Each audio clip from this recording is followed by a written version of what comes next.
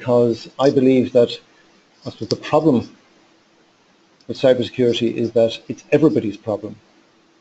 And unless all functional areas in an organization are involved in the discussions on the solution, then no solution will be truly effective. It's not just an IT problem. If I can quote the director of the FBI, who said there are only two types of companies, those that have been hacked and those that will be. And those who have been hacked, I can tell you, will be hacked again. So it's not a question of if, it's a question of when. Now that might sound scary. It's intended to be.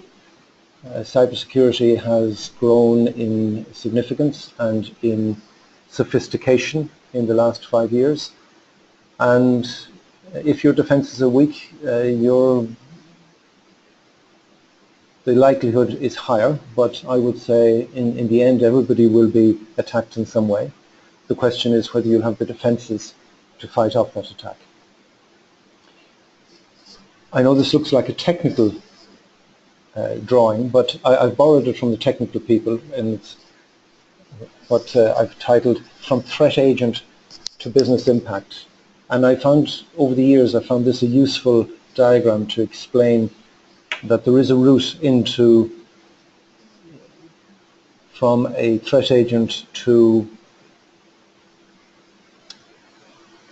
something that will cause you business impact. Very simply, a threat agent, the person or persons who are intending to breach your defenses, that they would use what's called a vector, and a vector might be through emails, it might be through brute force attacking on your firewall. They will exploit a vulnerability that you might have, and the vulnerability might be that you have unrestricted internet access. And possibly missing control, where you don't patch your systems with known vulnerabilities. The technical impact might be an immediate taking a server offline, or it could be simply that corrupting data, or it could be stealing data. It could be the confidentiality of the information. And of course, the business impact stems from that. If the systems are offline, then you can't deliver a service. If information is stolen, exposed, then you've got maybe a reputational consequence that you have to deal with. So what are the sources of these threats?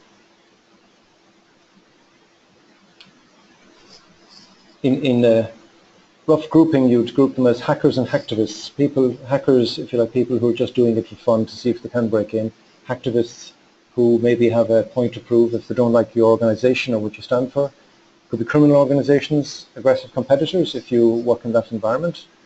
Hostile nation states, if you have information, maybe it's of interesting people of politically exposed persons. But the majority, believe it or not, more than 50%, the source of threats are internal. It's from disgruntled employees or careless employees. And believe me, this is in all reports. This comes up at about 60%. Let's have a closer look. First of all, at the attack techniques or threat vectors. Social engineering, and I asked at a recent breakfast seminar, I asked a number of senior people if they understood social engineering, and I was surprised at the answer, which was, from the three I asked, no, when they answered honestly. If I was to describe social engineering as just it's a non-technical method, if you like, hackers use to gather information, to trick people into revealing information they wouldn't normally give to a stranger. And it's because we as humans we tend to trust easily, and we're curious. So if somebody sends us, if somebody drops a USB device in the car park and we pick it up, how many of us will actually plug that into the computer? So social engineers know that with a bit of plumb-mossing and clever dialogue, they can get us to reveal information, and then use that through maybe an email to persuade us to click on a link that unwittingly we download malware, which sits quietly on our computer and starts monitoring traffic, maybe looks for interesting stuff, can sit there for weeks and months. You hear stories of social engineers who learn that in organizations, one of the websites they go to, maybe I'll just make it up and say a surfing website, because they have a lot of people who go surfing, and they go and they infect that website. So you find a website that you trust and you go to, that is the source of the infection, shall we say, the initial infection, the malware. And that initial infection is only as a method, as a way of getting in to steal the information. More sophisticated plans that might take months can be started through social engineering, Facebook, befriending people in the organization, individuals, and you hear stories in serious large organizations where individuals are befriended and give out information to people they thought they could trust. So lots of techniques, a lot of them insidious. I've mentioned social engineering, and there are different social engineering methods. These are just 6 of the more common ones. The spoofing, that's getting an email where the from address is actually has been modified and changed to make it look like it's coming from a legitimate source. You will have seen these, Energy Ireland giving you a refund, or the revenue commissioners wanting to pay you a refund, or the Spanish lottery wanting to give you a prize. Most of us now don't fall for those, but the phishing attacks are a little bit more sophisticated, shall we say, because in the past we used to recognize them for their poor English, and you'd readily know that this is not for real. But nowadays they can be more sophisticated. The key thing is they want you to click on a link, and that clicking on that link usually means downloading malware. Spear phishing is where that's targeted at a particular individual, and they will do a bit more social engineering beforehand, a bit more gathering information before they send that email to the MD to make it really look like it's genuine. Phishing is over the telephone, getting information, getting individuals to reveal information on the telephone, maybe by threatening to go to the boss, maybe by threatening that something bad might happen. And the watering hole attack I already mentioned. And don't feel that everything has to be virtual either, or on the internet. If people are serious about getting into your organization, they can do it in person as well with bogus inspectors. We all have maybe unqualified respect for people who come in a uniform and want to look around our organizations. I would say trust nobody, ask questions, check everything. In the diagram I showed earlier, I talked about vulnerabilities, and the hackers and the social engineers will exploit our vulnerabilities. And one of the vulnerabilities is unwitting employees. You know, I still hear on a almost daily basis, employees who clicked on a link because the email said they had won a prize. You know, when you hear it, you think, how can they be so naive to think, you know, clicking on a link, you've got a prize. But it could be also employees who just simply don't know, who haven't been trained, who don't realize the insidious nature of some of the attacks. It could also be IT system misconfiguration, and this could be because of poor training of the employee. It could be laziness, it could be lack of knowledge. But if a system is misconfigured, or indeed if it's left with default passwords and default backdoors that are left open, the hackers know all of these, and they can quickly find ways into poorly configured or misconfigured systems, or unpatched flaws. When Microsoft detect a a security weakness, they send out patches. Not every organization updates their systems immediately, and I would say there are many organizations who are still running operating systems like your Windows 7, or maybe it's your server operating system, with flaws that have been known for well over a year, I would say. If you're not constantly patching those vulnerabilities, a hacker will find them. So you need to keep on alert. You need to constantly keep them up to date. Now, I know this sounds like IT, and I started off by saying cybersecurity is not an IT problem. It's IT is a big part of it, but it's not the only part. If you have mobile devices and you have sensitive information on mobile devices that belongs to the company, then as an organization, you have a responsibility to protect that information.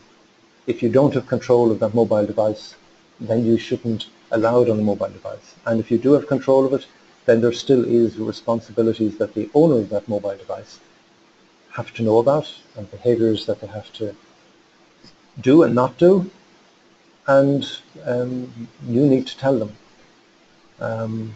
If you have service providers, you can't assume that their controls are as good as yours. You need to ask. And if you say, well, we store everything in the cloud, and that's safe, isn't it? Well, maybe you need to check. The nature of the risks. I mean, we tend to think of cybersecurity as information getting out there about our customers, about our business. I would say for each of your organizations, you've got to think, what are the crown jewels? What is it you're protecting? Is it your trade secrets, how you do business, your business processes? I have one customer and its recipes is their crown jewels. Is it the names of your clients, your customers? If you're an investment manager or fund manager and you've got the names of wealthy individuals, I would say to some hackers, that is the information they're out to get, to steal quietly, not with fanfare. Or it could be somebody out to just embarrass you, steal information, make it public. We have in recent months seen a rise in ransomware, and that's where somebody gets somebody in your organization to click on a link that introduces malware that encrypts all your data, or at least all the data that that person has access to, and that's key in this, and then demands that you pay them not vast sums of money, but believe me that if you pay once, you will pay many times, to get your information unencrypted again. Now, I don't know of anybody who's ever got it unencrypted again. I don't know whether they do that, but I do know people who have had the ransomware attack, and there are things you can do to minimize the damage, like not give everybody access to every bit of information. You should only give access rights to information that people need for the job, always, so you're minimizing the damage that anyone can cause. You should back up frequently, and if in one case a friend of mine who got hit by ransomware at 9:20 in the morning, the only information they lost was the information put into the system between 9 and 9:20, because they'd taken a backup just before 9, and they take backups, he says, every hour, and they keep the backups well away from the network so that they weren't infected as well. We think of cybersecurity as maybe breach of confidentiality, but you've got to think of it as well as integrity, availability, as well as the confidentiality. Think of CIA, confidentiality, integrity, and availability.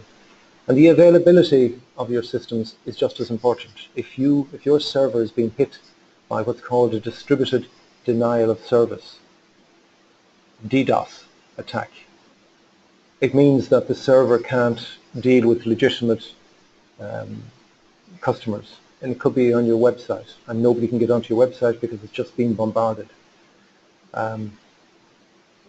That's on the availability side. It could be that somebody gets in and corrupts your data.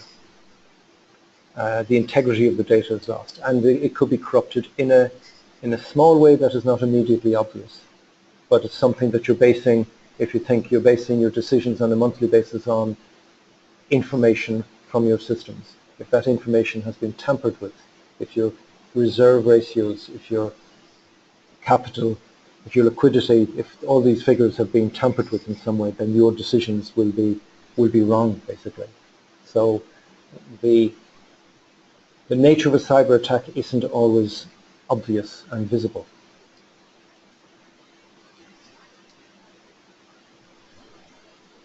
And it's got more complicated in recent years, because in the not too distant past, I knew a lot of IT guys who saw their organization as a castle, and they built thick walls, call them firewalls if you wish, they built fat walls around the information, dug moats, and kept the bad guys out. But nowadays, organizations are more like airports, and you've got legitimate traffic coming through, and you've got to pick out the terrorist, the cyber terrorist. And that's more difficult, because there's it's busy. An airport is far busier than an ancient castle. I think it's a good analogy, a good metaphor. The solution, there's not one solution, but cybersecurity, how do we address cybersecurity? It's, simply put, it's manage the risks, and it's a mixture of prevention. Don't let it happen in the first place. If you do get hit, detect it. Can you detect a cyber attack? There are lots of tools out there now. There's no one solution. And mitigation. If you do have a cybersecurity incident, have you got a plan? Have you got a plan to deal with it? And that in itself would be a seminar, because